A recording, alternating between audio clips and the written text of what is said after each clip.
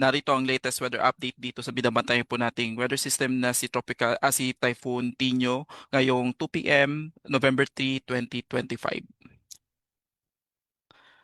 So base po sa latest weather satellite image, tatlong weather system ang kasalukuyang nakakaapekto sa ating bansa. Una na po rito itong binabantayan po nating bagyo na si Typhoon Tino. As of 12 p.m. kanina, yung kanyang sentro is namataan sa layong 255 kilometers east-southeast of Giwan, Eastern Samar na may maximum sustained winds na 120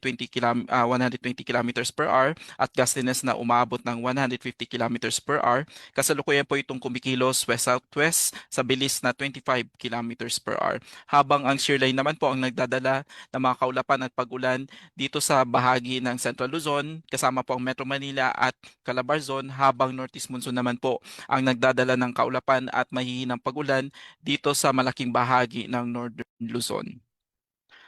Sa kasalukuyan, meron po tayong radar image nitong si Tropical Cyclone Tinyo na nakuha gamit ang G1 Doppler radar. As of 2 p.m., ang kanyang sentro is nandito pa rin po sa Philippine Sea at patuloy na kumikilos patungo dito sa Eastern Visayas at eastern portion ng Caraga region. And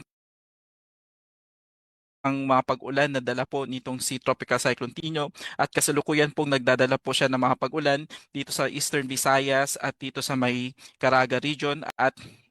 ilang bahagi ng Southern Luzon, particularly itong Bicol region, Central Visayas at Panay Island ay kasalukuyan din pong nakakaranas ng mga pag-ulan na dala po ni Bagyong Tinno.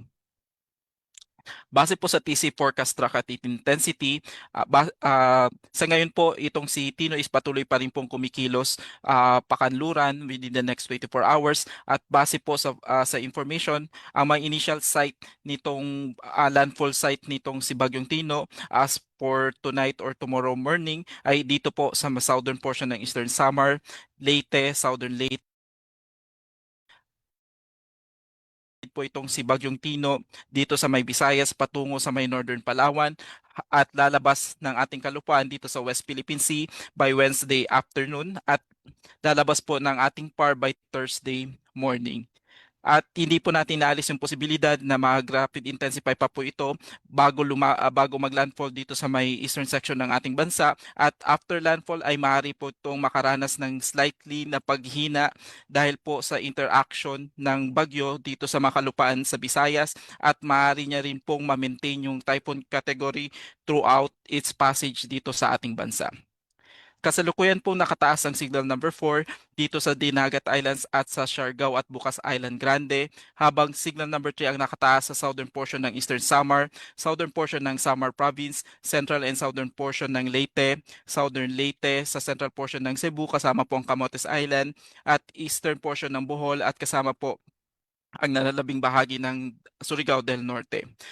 Signal number 2 naman po ang nakataas sa southern portion ng Masbate, central portion ng Eastern Samar, central portion ng Samar, nalalabing bahagi po ng Leyte, Biliran, nalalabing bahagi po ng Bohol, nalalabing bahagi po ng Cebu kasama po ang Bantayan Island, northern and central portion ng Negros Oriental, Negros Occidental, Sihor, Guimaras, Capiz at Iloilo. Signal number 2 pa rin po ang nakataas sa southern portion ng Aklan, southern portion ng Antique, northern portion ng Surigao del Sur, northern portion ng Agusan del Sur at northern portion ng Agusan del Norte kasama po ang Camiguin Island. Signal number 1 naman po sa mga probinsya po ng Albay, Sorsogon, and rest of Masbate including Ticao and Burias Islands, southern portion ng Quezon Province, Romblon, central and southern portion ng Oriental Mindoro, central and southern portion ng Occidental Mindoro, northern portion ng Palawan kasama po ang Calamian Islands, Cuyo Islands at Cagayan Silio Islands. Signal number 1 po sa Northern Samar, the rest of Eastern Samar, rest of Samar Province, rest of Negros Oriental, rest of Baclan at rest of Antique kasama po ang Caluya Islands. Signal number 1 po sa rest of Surigao del Sur, central portion of Agusan del Sur, rest of Agusan del Norte, Misamis Oriental, northern portion ng Bukidnon, northern portion ng Misamis Oriental at northern portion ng Zamboanga del Norte. Kasalukuyan po dahil po sa epekto ng surge ng Northeast Monsoon at yung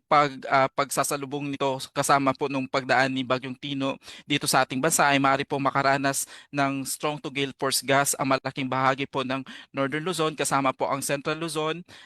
Calabarzon, Mimaropa at Bicol Region ngayong araw. By tomorrow po, Cagayan Valley, Cordillera Administrative Region, Ilocos Norte, Ilocos Sur, Central Luzon, Metro Manila, Calabarzon, Mimaropa, and Bicol Region na makakaranas pa rin po ng biglang bugso na malakas na hangin. At by Wednesday, Ilocos Region, most of Cagayan Valley, most of Cordillera Administrative Region, Central Luzon, Metro Manila, Calabarzon at Mimaropa ay patuloy pa rin makakaranas ng strong to gale force gust dahil po sa epekto ng Northeast Monsoon at yung pagdaan ni Bagyong Tino.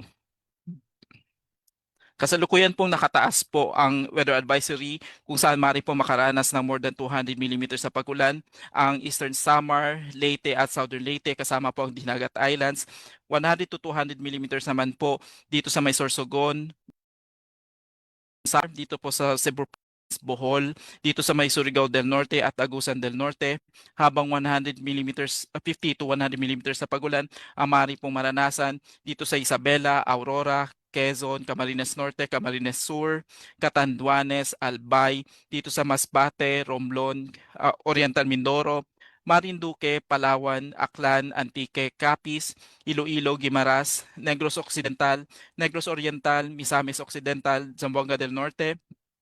Lanao del Norte, Lanao del Sur, Maguindanao del Norte, Maguindanao del Sur, Sultan Kudarat, Sarangani, dito sa Misamis Oriental, Bukidnon, Agusan del Sur at Surigao del Sur. Bukas naman po, dahil po sa pagtawid nitong si Bagyong Tino sa kalupaan ng Visayas, maaari po makaranas ng more than 200 millimeters sa pagulan ang Antique, Aklan, Capiz, Iloilo, Guimaras, Negros Occidental, Cebu Province, habang 100 to 200 millimeters sa pagulan naman po ay maaari pong maranasan sa Palawan, Oriental Mindoro, Romblon, Masbate, dito sa may Samar, Eastern Samar, Leyte, Southern Leyte kasama po ang Dinagat Islands at Surigao del Norte. 50 to 100 millimeters naman po dito sa Occidental Mindoro, dito sa may Batangas, Quezon, Camarines Norte, Camarines Sur, Marinduque, Isabela, Aurora, Catanduanes, Albay, Sorsogon at Northern Samar. Kasama po dito ang Zamboanga del Norte, Misamis Occidental, Lanao del Norte, Misamis Oriental at Agusan del Norte. Dahil po sa paglayo ni Bagyong Tino, 50 to 100 millimeters ng pagulan na may-ari pa rin pong maranasan sa Palawan, habang ang epekto naman po ng shear line ay maaari pong magdala ng pag-ulan dito sa Aurora at Quezon Province. Kasalukuyan pong nagtaas po tayo ng panibagong storm surge warning kung saan more than 3 meters na wave height ay maaari pong maranasan sa southern portion ng Eastern Samar, western portion ng Samar, eastern portion ng Leyte, eastern portion ng Southern Leyte, Dinagat Islands at Siargao at Bukas Grande Islands. 2.1 to 3.0 meters naman po ay maaari pong maranasan dito sa nalalabing bahagi ng Eastern Samar, southeastern portion ng Southern Leyte, Surigao del Norte at portion ng Northern Samar. Habang 1 to 2 meters naman po dito sa Agusan del Norte, Aklan, Antique, Biliran, Bohol, Camiguin, Capiz, Cebu, Guimaras, Iloilo, Leyte at Masbate, habang 1 to 2 meters naman po ay mararanasan sa Misamis Oriental, Negros Island Region, dito sa may Northern Samar, Occidental Mindoro, Oriental Mindoro, Palawan, Romblon, nalalabing bahagi ng Samar, Siquijor, Sorsogon, Southern Leyte at Surigao del Sur.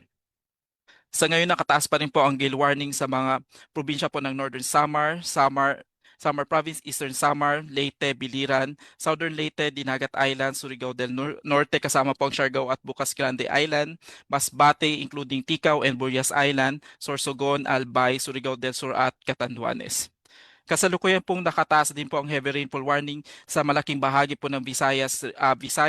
dito sa may bahagi po ng Mindanao at dito rin po sa Central Luzon, Metro Manila at Calabarzon. Sa ngayon po, nakataas din po ang heavy rainfall warning sa malaking bahagi ng Bicol Region, sa Northern Samar, Masbate at inaasahan po natin ang mga pag-ulan dito sa may Oriental Mindoro, Marinduque at Romblon. Ito po yung apat na paghahanda na dapat gawin ng ating mga kababayan